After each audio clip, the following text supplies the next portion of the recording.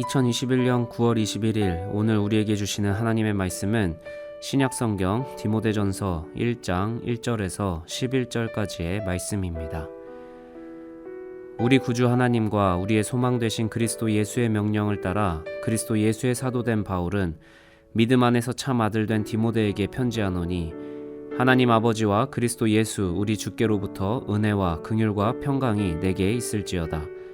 내가 마게도냐로 갈 때에 너를 권하여 에베소에 머물라 한 것은 어떤 사람들을 명하여 다른 교훈을 가르치지 말며 신하와 끝없는 족보에 몰두하지 말게 하려 함이라.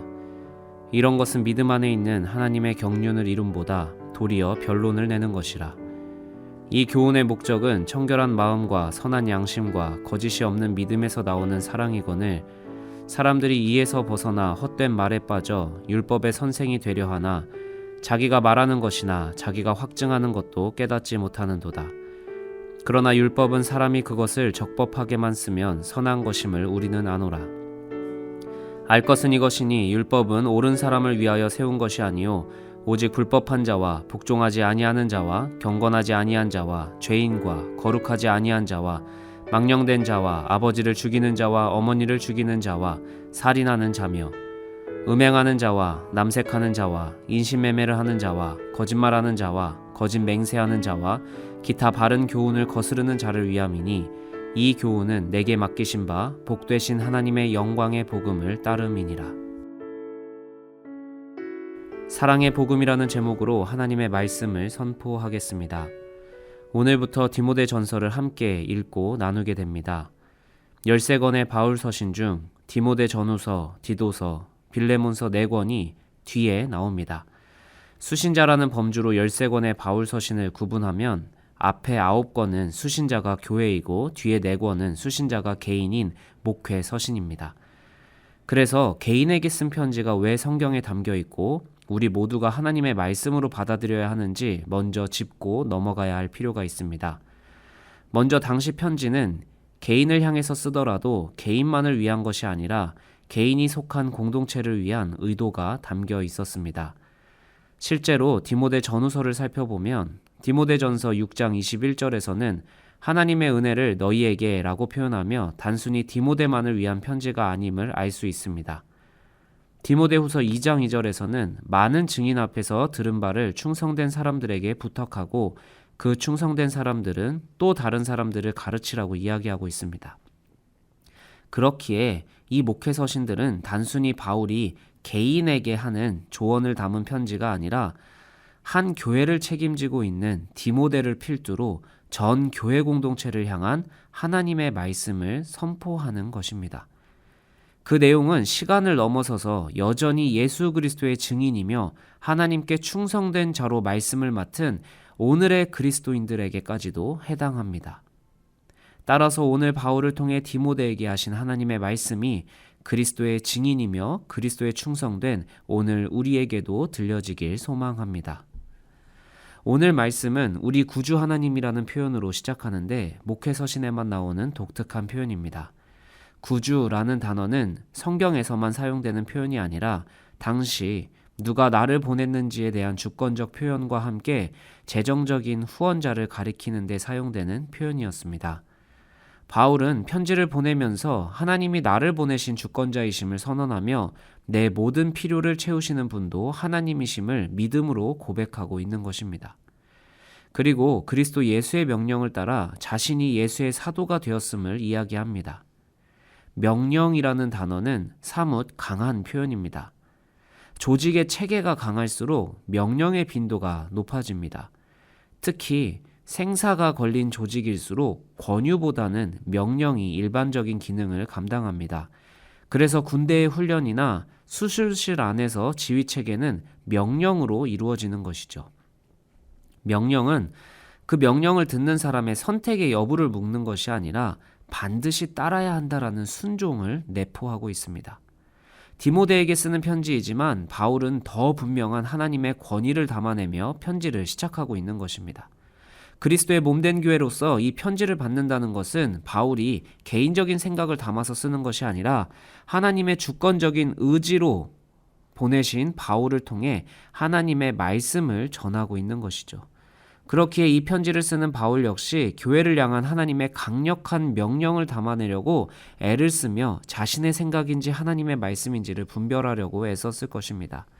동시에 이 편지를 받은 디모데와 교회 역시 이 편지가 개인의 생각이 담긴 편지가 아닌 하나님의 명령이 담긴 말씀으로 이 편지를 읽었을 것입니다.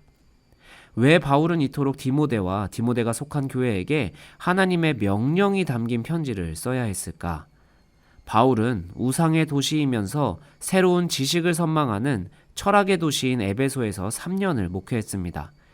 그리고 마게도니아로 떠날 채비를 하는데 이제 막 자리를 잡아가는 에베소 교회가 눈에 밟혔을 것입니다. 사도행전 20장 29절에서 32절에 보면 바울이 얼마나 에베소 교회를 걱정했는지 알 수 있습니다. 바울은 자기가 떠난 후에 사나운 이리가 에베소 교회에 들어올 것을 걱정하는데 바로 사나운 이리라는 것은 에베소 지역에 팽배한 철학과 결부된 잘못된 이단들을 말하는 것입니다. 그래서 오늘 3절 4절에 에베소 교회가 처한 상황을 구체적으로 쓰고 있는데 거짓 교사의 가르침에 쉽게 현혹될 수 있는 상황이었다라는 것을 알 수 있습니다. 그래서 바울은 디모데를 에베소에 머물게 하면서 다른 교훈이 잘못된 사상이 교회에 유입되는 것을 막는 임무를 부여한 것입니다. 바울은 디모데에게 수많은 철학과 사상의 논리가 혼재된 상황 속에서 막연하고 추상적이게 하나님의 복음을 지키라고만 이야기하지 않았습니다. 분명한 기준을 알려주면서 그 기준에 합당한 가르침으로 교회를 지켜내라고 이야기합니다. 그리고 그 기준이 바로 5절에 나옵니다. 디모데가 에베소에 머물면서 감당해야 할 복음의 내용은 믿음에서 나오는 사랑인 것입니다.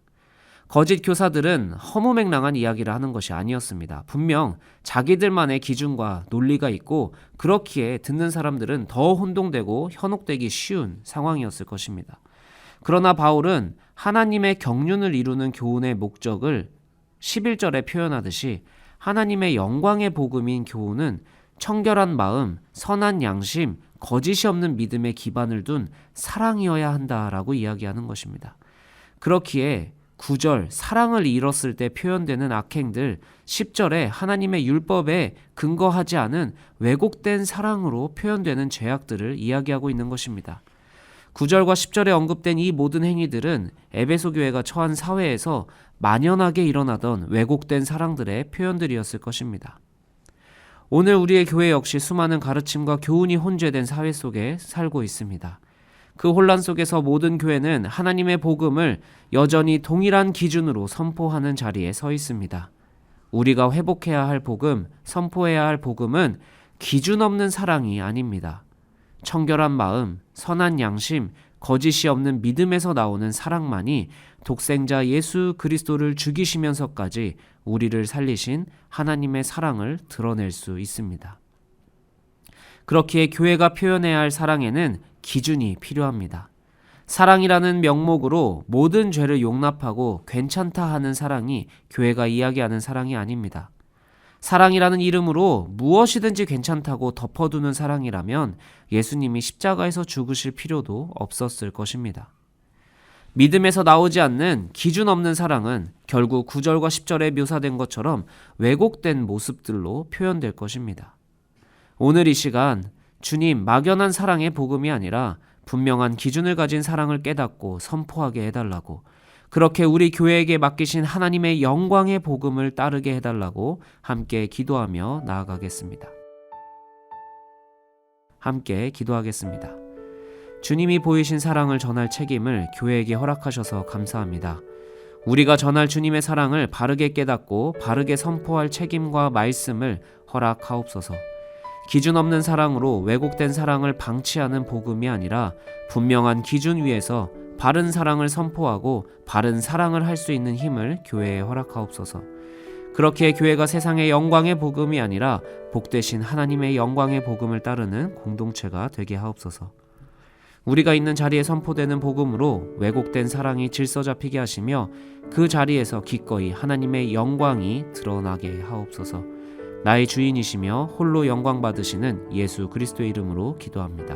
아멘.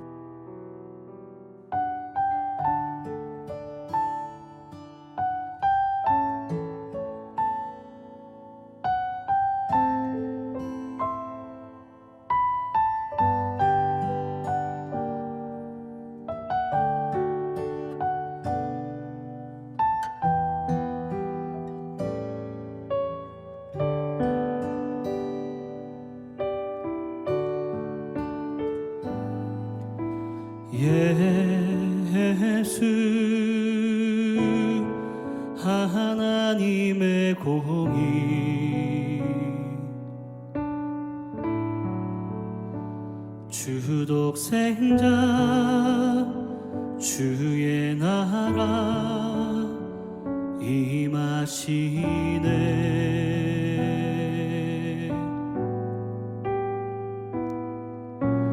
예수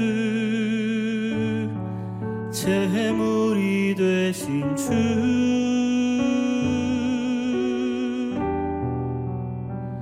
영광 중에 그의 나라 임하시네.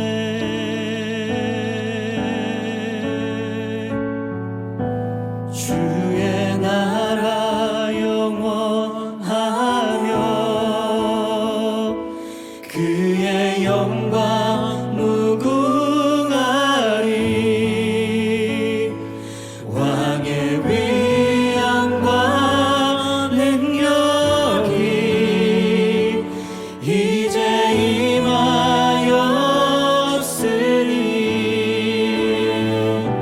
주의 주권과 주의 통치와 주의 나라 힘과 권세 임하네.